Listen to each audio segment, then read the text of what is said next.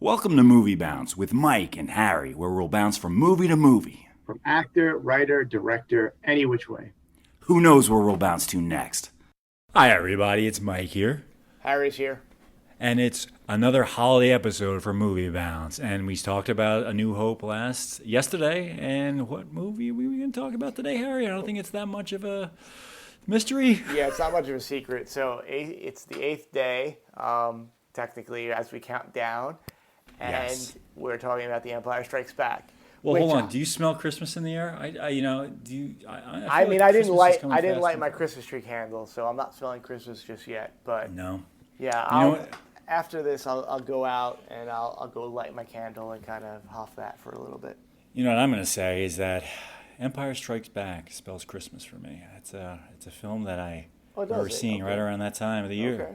Yeah, that's right. And the fact that Han Solo, he was out there in the snow. It's always Luke. It was a great time of the year to watch this movie. And I am now thinking, after we've talked about Star Wars yesterday, it took some time because I was really in that episode. I was really reflecting on how much of an impact that movie made on me during the ages of 5 and 9, and getting up there and after 18, and when you're a rebel and all that stuff. What they meant to me. And I think that Empire Strikes Back, of course, I do. After watching it, I preferred it the most. I think there's the most kind of drama going on. I love the first one, obviously. Don't get me wrong, but it's really where this movie could have failed so easily. This movie could have been a huge disappointment, but the fact that it succeeded, I did not expect much. And way better than the original.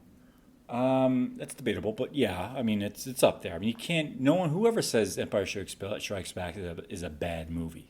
I'm saying, but it's better than the original. I think everyone no. says that it is. And I don't think that people. Come on, yes, I it feel is like well known to be the best Star Wars movie.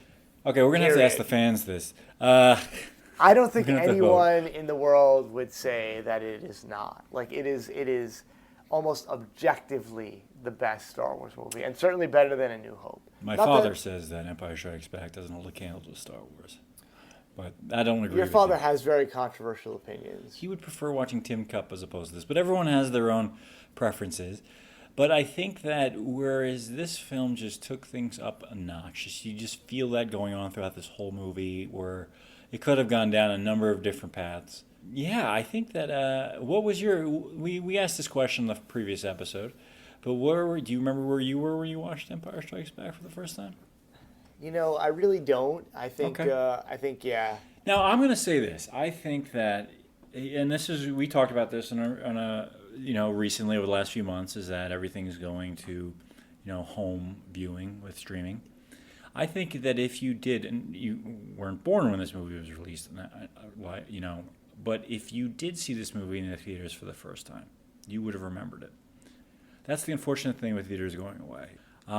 I do remember when I watched this film, but it was because it was such a shock knowing that there was a second one.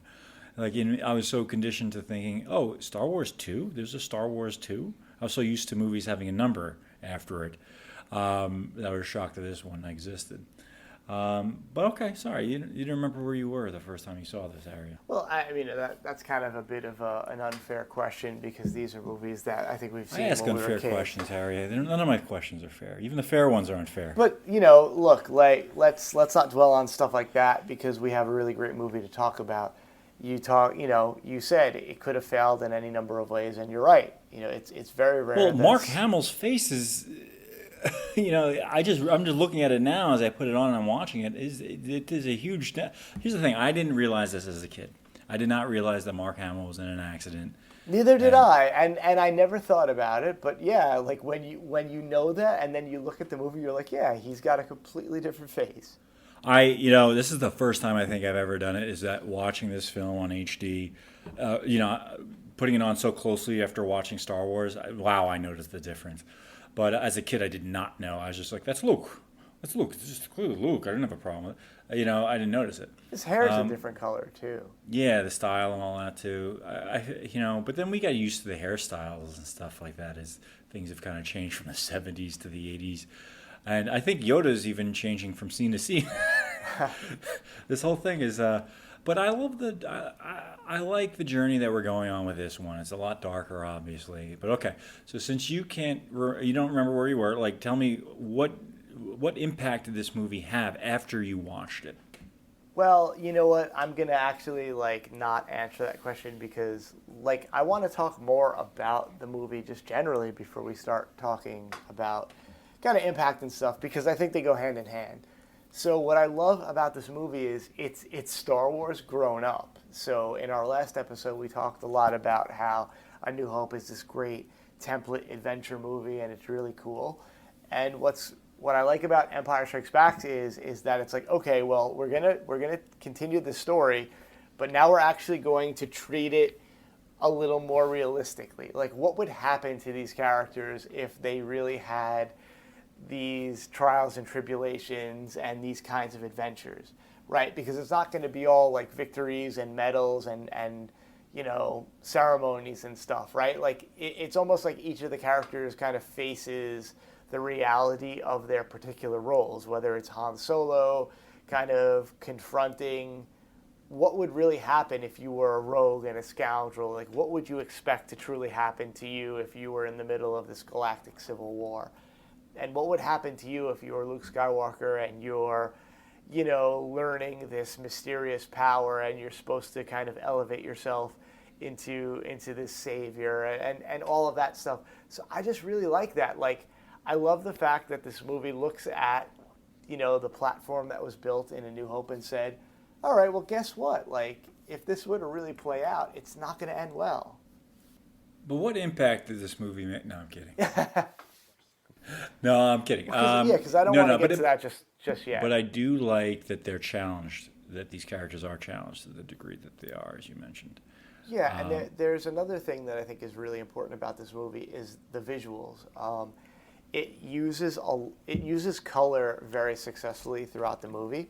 So, you've got several. Do you feel that it's dark and grimy? I think it's dark and grimy. I think more so. So, A New Hope, like, it doesn't necessarily have a unifying visual style for the most part. This movie is all about the color. So, you begin the movie, it's on Hoth. It's primarily white. There is some shades of blue.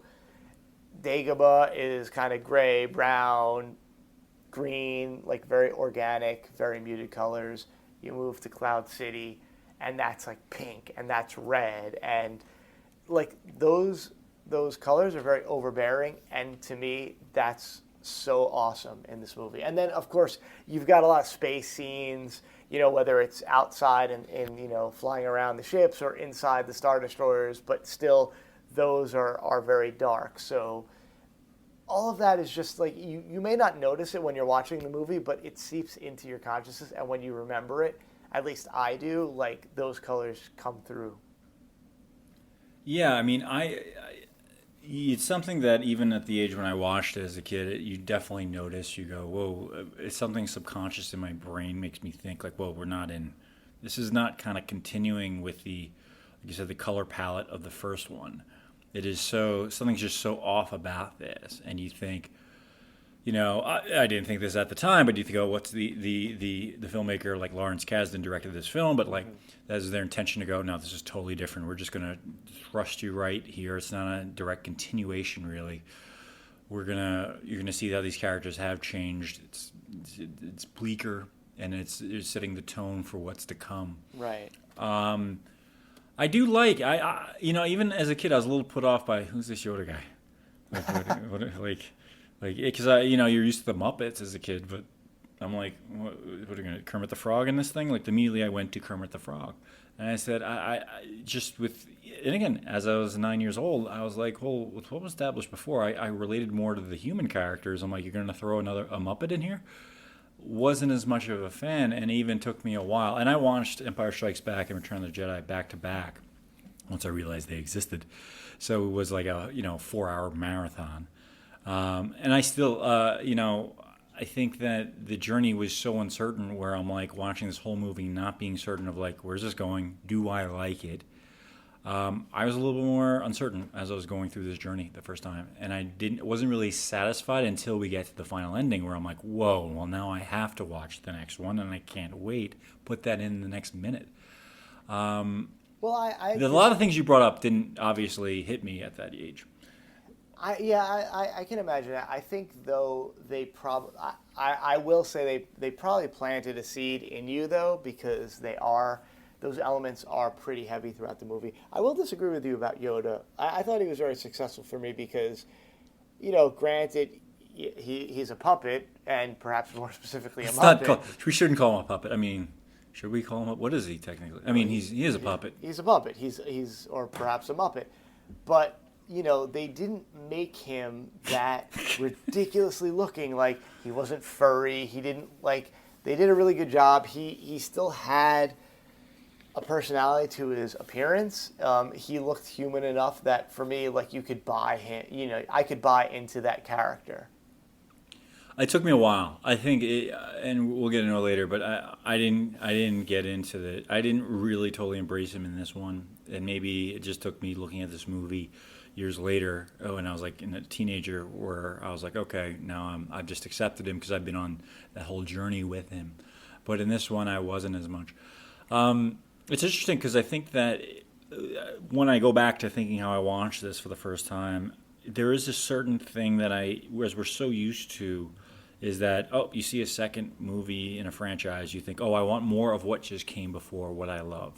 Like, I think I mentioned this in the previous episode, I liked Raiders of the Lost Ark.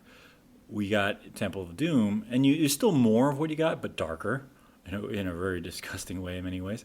But then you had Last Crusade, which is okay, this is more of the same what I'm looking for. So it's like this craving more of something that you liked rather than different, and having the confidence to go along with that journey. Even though I went along with it, I didn't have the confidence. I was like, where is this going? So it's like, once Empire Strikes Back started, within the first several minutes, I'm going, this isn't what I kind of expected. And I was hesitant as well.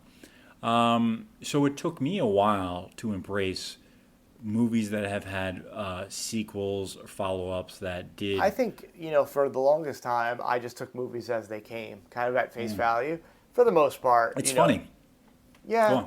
Yeah, it wasn't until I was probably a late teenager that I start actually having expectations and opinions about movies more sophisticatedly. Whereas before then, I'd watch a movie and I'm like, all right, well, what story are you going to tell me? And I'm not necessarily going to pin my expectations to the previous movie. It's just, okay, we're starting over, you're going to tell a different story. Now I understand that, people play to patterns, or, they will try to map their sequels to the previous ones. But back then, not so much. Okay. It took me a while. It's funny. The reason why I said it was funny is because, we talked in previous episodes, the baggage that you bring to a movie. And I try not to, but that was something as a kid that I had that baggage of, give me more. It's that selfish thing of I have the Halloween candy. I love the candy. Give me more of that. Don't give me an Almond Joy. Don't give me something different than that. I'm I a want fan the Kit of Kat. Almond Joy, but yeah. You are? Have Mounds too? Not as much. I like Almond Joy. But okay. I'm now kind of acknowledging the baggage that I have. I think I obviously embrace them more now. And even as I'm looking at this now on Blu-ray, I don't have the 4K, but this looks a whole lot more tolerable watching this on a Blu-ray at this point. I wouldn't get the 4K Blu-rays of these movies because I do think that contrast that we talked about between what was filmed in the 70s and what's been touched up, that does stand out. Quick tangent here. You like Blu-rays as well, and we talked about this, but movies like this from the 70s and 80s, are you more keen on getting these films, or do you not care because of what I mentioned, that they don't hold up as much visually? Well, I have the very first edition of these movies when they were released on DVD, which you may remember. It's like that silver kind of packaging. Right. I'm hesitant to get Star Wars on Blu-ray because I don't even know what version I would be getting, what's been added, what's been taken away. I think that they probably look fine enough. I think these movies especially are, there's a certain care taken when they transition it to the next format. But again, I've seen these movies so many times that I don't think I would invest in the next format. Okay. I think I'm with you on that. I think Blu-ray actually took it too far. Well, you wouldn't invest past DVD. Right. Well, I own DVD's already. I own a fair amount of Blu-rays, but by the time this movie came out on Blu-ray, I think they packaged it with the prequels, and at that time I was kind of out of the Star Wars game, and I just wasn't compelled to buy those movies. Right. I don't even know if the prequels would stand up on this. Even though they're filmed most of them are filmed in the 21st century. But yeah, okay. I think I have that baggage when I look at movies on a Blu-ray. If things are off, visually, I'm like, ugh. Especially when it comes to special effects and stuff like this, that's when it doesn't work for me. Whereas a Jaws, everything's more practically done, even though that doesn't look. Everything as is practically done in Empire Strikes Back. Is everything? Like everything? No, yeah. come on. The special effect, the blue screen that they use isn't really practical. Nah, not so much. I mean, everything is still, again, practical effects can Most of them, though. You're right. Practical effects can also mean blue screen and green screen, right? That means just non-CGI stuff. No, because, Nolan, I had to just give this stark contrast. Christopher Nolan never uses really. It depends on how they use it. He could be. I haven't looked at all the behind-the-scenes stuff, so you might be right. But if you're telling me that stuff, Christopher Nolan doesn't use blue screen, then of course, okay, fine, fair enough. But this one stands out. Hey, there are reasons, there are logical reasons in how they made that happen and made it look practically. I know some of that stuff, but I'm sure that's small things he did. I would say that Return of the Jedi is probably their first movie to use green screen with the speeder bikes. I feel like if anything, they just used a lot of would look bad. They used a lot of paintings and stuff for backgrounds, but I don't think they were using blue screens in that movie. This would probably look the best of this trilogy up on 4K, especially when you brought up that speeder. Mm-hmm. I love to revisit these movies on a new format, whether it be hypothetically if it were in IMAX, just to kind of see, am I taking more, am I sucked more into the film? I think a lot of people are with this trilogy. I do have my challenges with it. But this is quite a journey. Even as I'm looking at it, I'm like, yeah, I feel like I would, if I were to sit down and watch this thing and give it my 100% attention, I'd agree with you that it's the best of the trilogy. And do you think that if it didn't have the ending that it did have, that it would still hold up? That it would still be pretty solid for almost 3/4 of the way through the journey? Well, let me throw that back at you. So specifically, are you just talking about the plot twist? Are you talking about just the general down ending? Twist. Mostly the plot twist, because I think that's the thing where everyone's like, whoa, again, it captures your whole attention. You didn't see that coming. There's that highly dramatic element to it. Do you think that, up until that point, you would say, I had a great journey so far. This has been a great film. Or do you think that most of the reasons why you like this film kind of hinges on that ending? Yeah, no, they don't. Okay. I would say it hinges on the ending proper, in that it ends on a down note. It ends just with complete despair and kind of just defeat. I think that that's more important. The plot twist is great, and it's one of the better ones in movies, but I would say that it would be incredibly kind of short-sighted to say that it is the most important part of the ending of the movie. When this movie was released, we saw this as kids, so boom, when we're ready, if we felt that ended too much on a down note, you go, oh, there's another one, pop it in. Right. Whereas at that time, you see this in theaters, you go, holy crap. Yeah, you've got to wait like two years or something for the next right. one. So, and I think for a long time, and even during that time, I think there were R-rated movies during the 70s that ended on downbeat notes, ended on a depressing note, and audiences got used to those movies, though they didn't flock to them.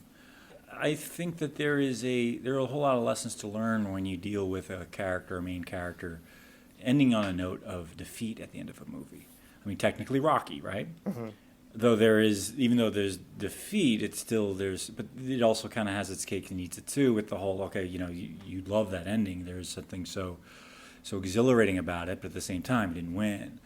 So, but we don't get too many of these movies that end on such a note like this. There was Back to the Future 2, but you knew, don't worry, there's another one's coming soon. They were very explicit about that, by the way. Right. So But most films would not, as we talked about before, like a committee looking at it. So a committee would say, "You're not ending this note on that. This movie's not going to make that much money if you end on such a down note. People aren't going to go watch it again." Do people really go see movies again in theaters? That it's such a huge driver of how movies are made. It has become much more so once Twitter came out, because then people would be tweeting about, "Oh, this movie, it sucked, it had a bad ending," and then other people wouldn't even go about watching it for the first time. In terms of repeat viewings, Right, I'm talking strictly about repeat viewings because that's kind of what you said. That's yeah, how no, that was definitely a thing. Because remember, these movies were in theaters they play for a year back then. All right, Play a year, right. so there wasn't much else out there. So it's date night. You go.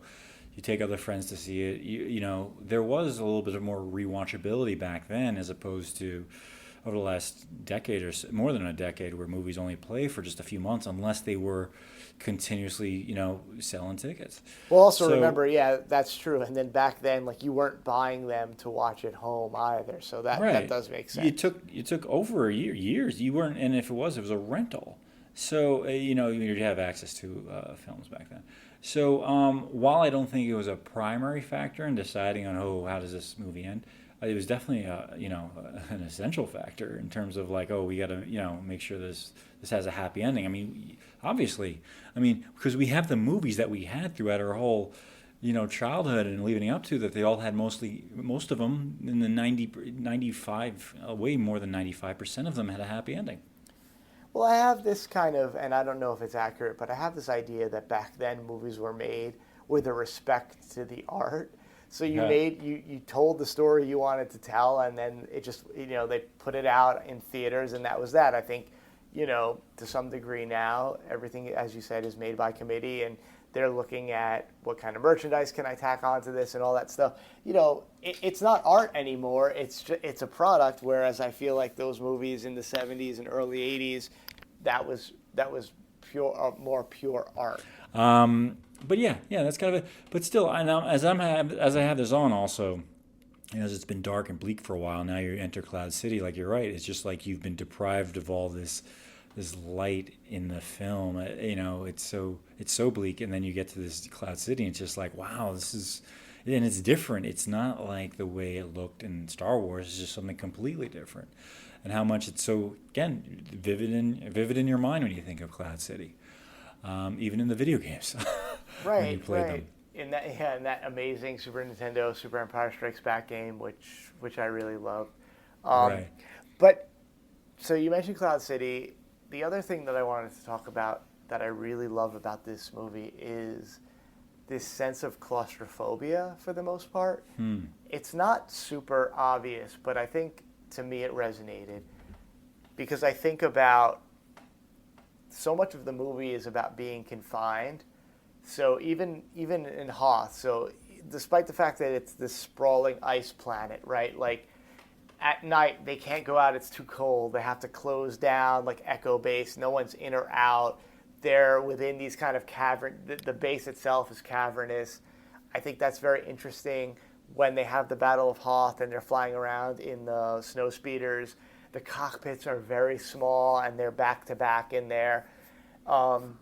When Han Solo escapes in the Millennium Falcon, there's this extended sequence where they're going in and out of asteroid fields, like they're confined there. They're in like these various ducts trying to repair the Falcon, and like it's very tight and claustrophobic there. They're in the space slug stomach. Like there's all of these. Are your palms getting sweaty as you list this off? A part of me feels like that. I didn't think about it like that, but I guess you're kind of right. Does it provoke this uncomfortable feeling as you watch it?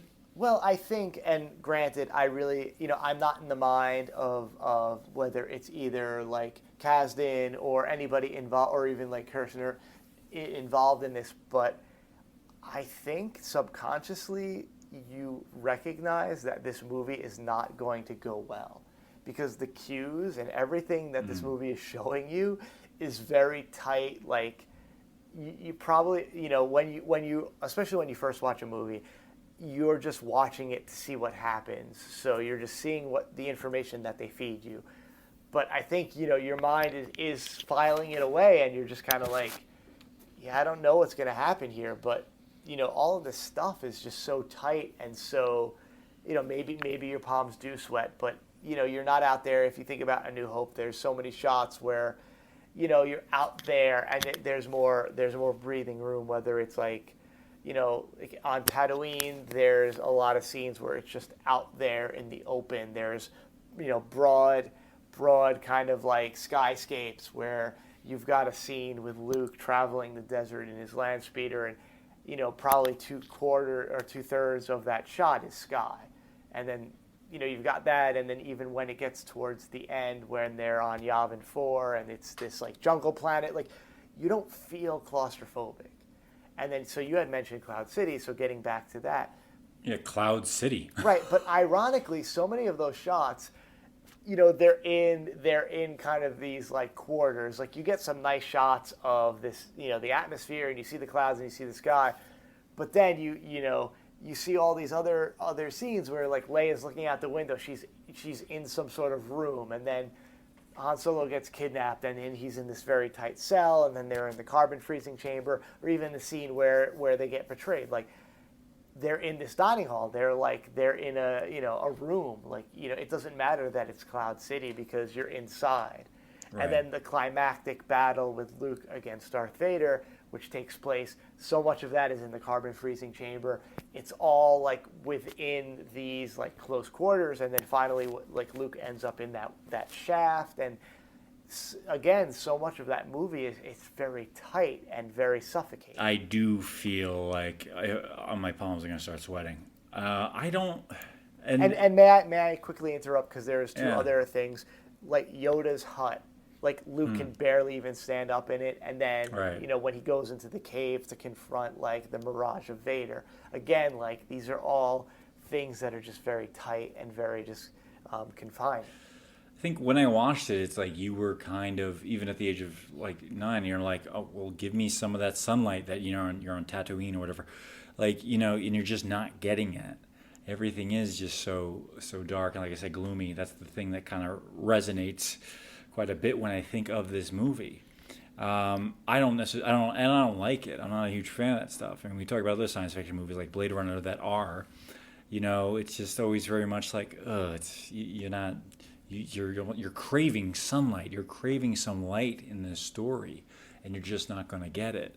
Yeah, no, and I think different people take it different ways. I particularly really like it because I feel like, for me as a viewer, like I'm ensconced in this movie, and I'm like, all right, like I am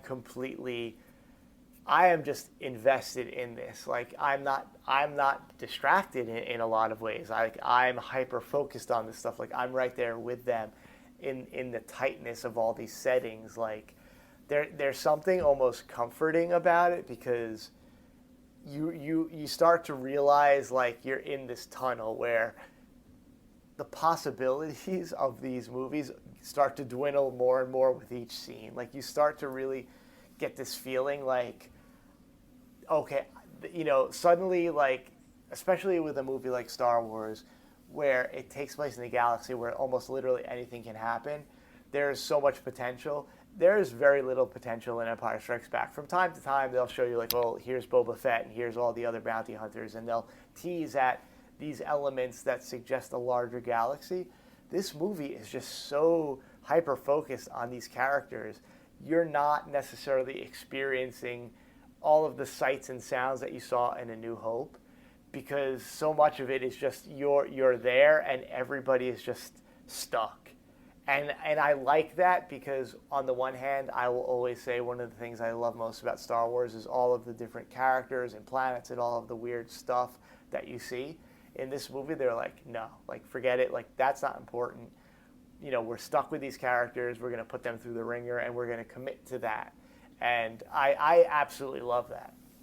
And what about the decision to separate the characters, separating Luke from Leia and Han? Well, I think that's really great too, because again, that's a make or break decision when making this movie. Right. Because what we were saying in the last episode, we just love the back and forth with the characters. Right. Like this movie doesn't necessarily use that as a crutch. So what's kind of interesting about that is you can have it both ways. So you pull them apart, and it's like, am I, the viewer, still interested in these characters when they're separate? Do I find them to be, whole characters that I care about and am interested to see solo? And then when you pull them back together, do I love that? Do I feel relieved when they're back together? Am I happy, and am I emotional? And in this particular movie, I do think that's a success. But imagine if it wasn't. Then you would just completely write this movie off. You'd be like, I don't care about the characters when they're alone. I didn't care when they got back together. So it's like you've got nothing then. Yeah, you're right. I think that if these movies, if they did use that as a crutch, and you did have all these three characters together, while you got what you wanted, it's just like you had too much cake almost. It's like you got nothing. How are these characters all going to be challenged together? You needed to kind of sell it from the rest. Yeah, and also the other funny thing is as I watched this, Cloud City, it's also very, gloomy when you get there. Then when things seem like everything's right and fine and dandy, it's all light during those scenes until Darth Vader shows up. And I guess it takes a darker turn because it's like, whoop, as soon as you get that light, boom, it's taken away. So that one moment where, just going back to your point of like just being completely, dark and gloomy throughout the whole movie, boom, then they give it to you for a brief moment and then taken right away. It's interesting how they really mess with you on that. Yeah, and then you have Lando Calrissian, who is one of my favorite characters, actually. Like, I love his charisma. Yeah. Well, his charm is amazing. And he comes in and he greets Han Solo and Leia, and like you're like, oh, okay, like finally a safe haven, and it's beautiful, and it's a city in the clouds, and he's charming and all this stuff. And then like that doesn't go well either. So, again, I think now we're a little more jaded and we've seen more in movies. We could probably see what's coming a mile away. But when that movie came out, I'm sure tons of people were surprised. I was going to say that. Was there a lot of backlash at the film? Like, people couldn't voice it as easily as they could today? Yeah, they were writing letters to like the paper and stuff. They wrote them all to Lucas. Lucas just didn't look at them, and then he did. It's just gone away with. I feel like so, because again, it's like you're thinking of, I want Star Wars 2. Give me more of the same. Give me what I want, and then you're not. You're just you're being screwed with. Your expectations are being subverted, and you get this. But I think that I think through time, even those people who were upset at it, they just accepted it and waited for Return of the Jedi to kind of satisfy them. And we're going to talk about later on if that was the right approach, although they didn't Return of the Jedi. Here's a question I have.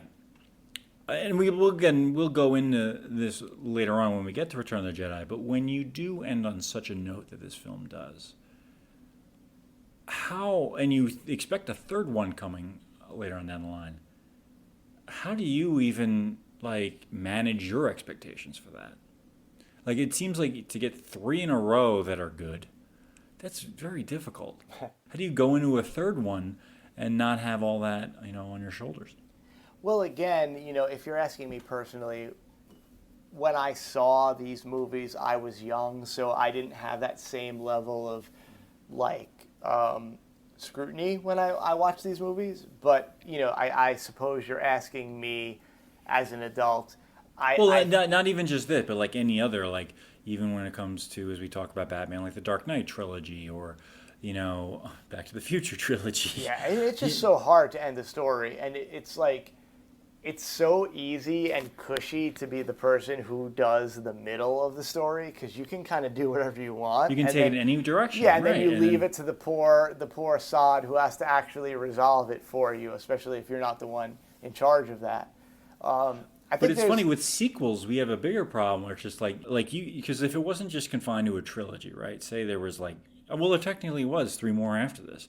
But if they didn't limit it to 3, like you said, the second one could take it any which direction. But then you go, well, then if the third one didn't have to finalize everything, they can take things in even another crazier, different direction. So it's I almost feel like that's even more of an opportunity with that third one. Whereas most of the time we've seen with most sequels that came out in the 80s and 90s, they've actually just squandered that. Because those sequels are all kind of done open-endedly. Like no one was telling a longer, coherent story. Like I think Right. about your Lethal Weapons and your Jaws and your Halloween. Like no one had this vision for Lethal Weapon. It was Right. like It's just like, write another one. exactly. We don't promise another one after this. Right, It could be the end. And it's only until recently, and Star Wars was a big driver of this, that's how movies are kind of being made now. Like if it's a franchise, you have a larger vision. So I think about like the Marvel movies. I'm not going to look at Lord of the Rings because that's obviously based on a book that was Right. already written. But I think a lot of films now, if you're making additional movies, it's almost disrespectful. And this is kind of foreshadowing our future conversations. It's disrespectful when you don't have a vision when going into it. Is that like respect you owe an audience? Like if you're Honestly, there telling yeah. a story, Yeah. you think so?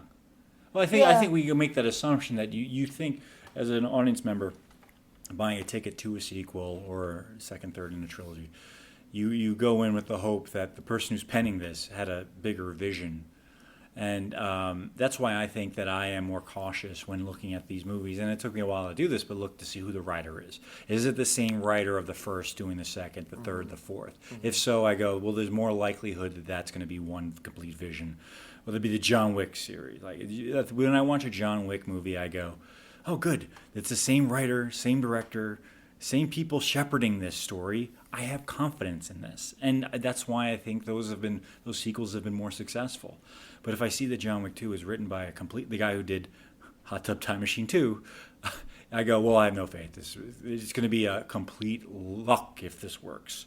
And that's what I've seen mostly is that if the writer, it's not usually the same writer, or not given to someone that really does take that care, does take that property and really give it that special care, and either it tries to enhance that vision or align with the initial writer and try to make it better, which I think Lawrence Kasdan has done with Lucas in this movie.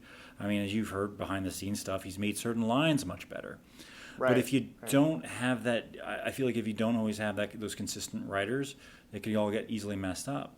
So immediately when you find out who's signed on board to do this, like, okay, we just heard recently Deadpool 1, 2 were written by the same writers. Third one, no, they got different writers. I go, okay, 1 and 2 were fine, but who knows about this third one? So going back to what you said, I think that we are naive, and it's a lot harder for us to get a complete vision and it being executed the way that it should. I mean, Nolan, he was in charge of that whole Dark Knight trilogy. Many don't like that third one, so even the initial writer and director, it's very difficult for them, even with their complete vision. It's tough to execute. Did he have a complete vision for that? And I don't want to turn this into the. From what I recall, briefly, we don't have to. It's just briefly mentioned it. I think that when he was before the Dark Knight, before he signed on to the Dark Knight Rises, I think he did say, "Why would I do a third one? How often are there good trilogies out there? The Godfather, there you go. The Godfather. Like he referenced, I think, the Godfather. Like he's basically shooting. It's a kamikaze mission, basically, which is interesting that he had that perspective. And I guess he knew what he was getting into, and he knew this wasn't he couldn't top what he had previously. But he's not wrong. I mean, those are very different. I mean, it's very difficult to get a solid trilogy. And as you mentioned, yeah, you had the Lord of the Rings, but that was all done before. That was written. That was everything already mapped out, and you had someone to shepherd that. So that's the case where it did work.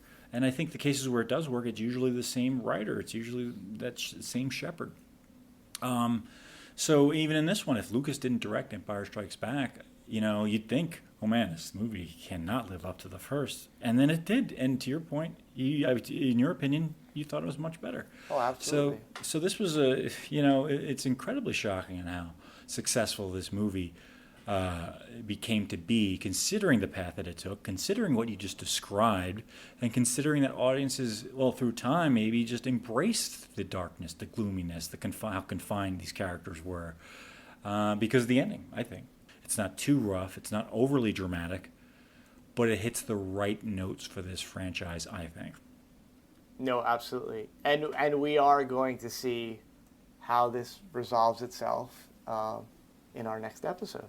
Yep. So that was it. This is December 18th. Counting down the days to Christmas, and it couldn't be a better time of the year to watch these movies. So I can't wait. Return of the Jedi coming up next. We'll see you then. See you then. Bye. Thanks for listening. Be sure to subscribe to not miss a single bounce. We'll catch you next time. And don't forget to leave reviews on iTunes, Spotify, and wherever you listen to Movie Bounce.